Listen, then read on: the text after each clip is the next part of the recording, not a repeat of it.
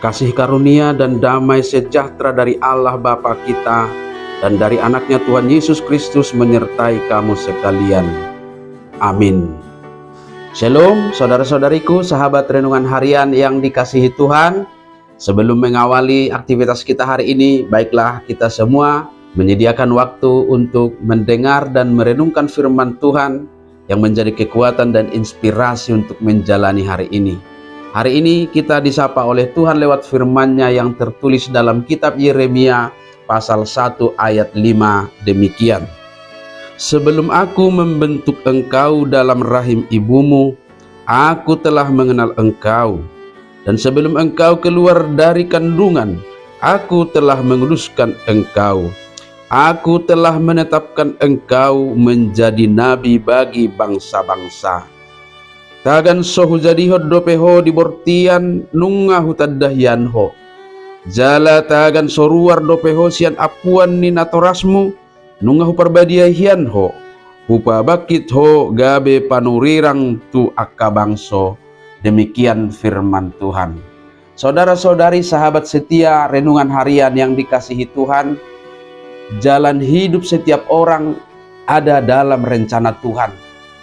Hidup saya dan hidup saudara-saudariku semua juga ada dalam rencana Tuhan. Tentang pernyataan ini, saya yakin bahwa kita semua sudah mengetahui hal itu. Namun tidak semua orang yang dapat memahami maksud dari pernyataan ini. Karena tidak sedikit dari antara orang Kristen yang menganggap bahwa seolah-olah jalan hidup yang demikian adalah takdir.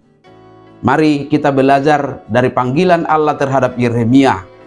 Dalam Nasarian kita ditegaskan bahwa Allah telah menetapkan Yeremia menjadi nabi sebelum Allah membentuk Yeremia dalam rahim ibunya. Dengan kata lain, kelahiran dan kehadiran Yeremia ke dunia ini adalah untuk pekerjaan rencana Allah. Itulah alasan mengapa ia lahir. Saudara-saudariku, sama seperti Yeremia, demikian juga halnya dengan kita semua, bahwa Tuhan juga sudah menetapkan jalan hidup kita, dan dalam penetapan itu Allah juga telah merencanakan hidup kita menjadi bagian dari rencananya. Sama seperti kepada Yeremia. Jika Yeremia dalam tugasnya sebagai nabi, Tuhan tetapkan untuk mencabut dan merobohkan, untuk membinasakan dan meruntuhkan, untuk membangun dan menanam, maka pasti Tuhan juga menetapkan kita untuk pekerjaan-pekerjaan memenuhi seluruh rencana Tuhan dalam kehidupan kita, seturut dengan kehendaknya, bukan seturut dengan keinginan kita. Lalu muncul pertanyaan, apakah panggilan dan pemilihan Allah ini adalah takdir atau garis tangan? Kita harus ingat saudara-saudariku bahwa ajaran kekristenan tidak mengenal kata takdir.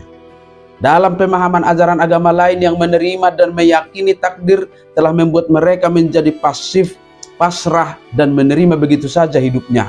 Karena mereka sudah yakin perjuangan hidup ini tidak akan pernah dapat mengubah keadaan hidup mereka. Maka dalam Konfesi Gereja HKBP tahun 1996 pasal 1 dalam penjelasan tentang Allah Bapa dinyatakan, kita menolak ajaran fatalisme, menolak takdir, suratan, nasib yang menjadikan manusia pasif saja. Jalan hidup dan masa depan kita tidak seorang pun yang tahu. Tidak dapat diramal, sama seperti Yeremia juga. Yeremia tahu bahwa Tuhan menetapkannya sebagai nabi ketika Tuhan menyatakannya lewat firman-Nya untuk meyakinkan dia bahwa dalam kelemahannya Tuhan berkuasa membuat dia menjadi kuat, menjadi tangguh. Dengan demikian Yeremia bukan menjadi pasif, melainkan semakin proaktif merespon panggilan itu. Jadi ini bukan takdir. Maka demikianlah halnya kita dalam ketidaktahuan kita akan masa depan kita. Dalam ketidaktahuan kita menjadi apa kita kelak, adalah lebih baik tunduk dan taat kepada firman Tuhan seperti Yeremia.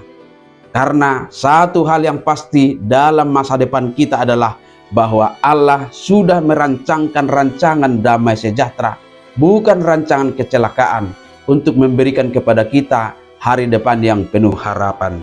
Amin. Selamat beraktivitas, Tuhan memberkati.